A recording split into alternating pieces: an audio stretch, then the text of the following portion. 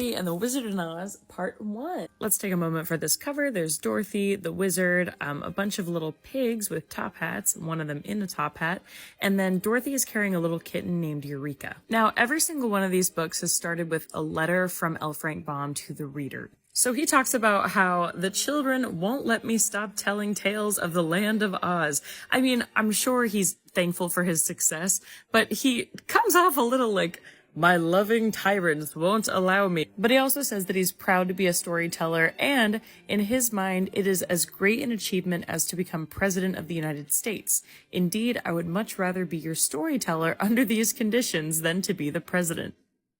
Anyway, we open with Dorothy in San Francisco, and this chapter is called The Earthquake. Now, you see this little thing here? It says Out of Oz, and that's because Dorothy's first time returning to Oz in the Wicked series is in the fourth and last book, Out of Oz.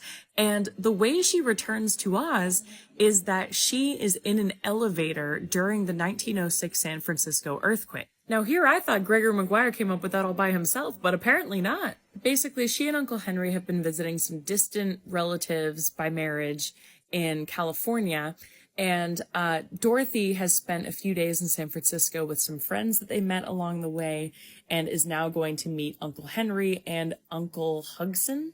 Except it's not her Uncle Hugson, it is this boy's uncle, Zebediah or Zeb. Her train getting into town from San Francisco was delayed by 5 hours due to earthquakes, so he has fallen asleep in the buggy that he was supposed to pick her up in. They get on their way, but then the ground keeps shaking every few minutes as they're going. And eventually, a giant crack opens in the ground right under their buggy, and the horse, the buggy, and Dorothy and Zebediah all fall into the earth. I put a red flag here because it says that Dorothy loses consciousness for a few minutes, but Zeb, being a boy, did not faint. What does that mean? So they're clinging to the buggy, fearing for their lives, and that is where we're going to leave off for today. See you tomorrow for part 2.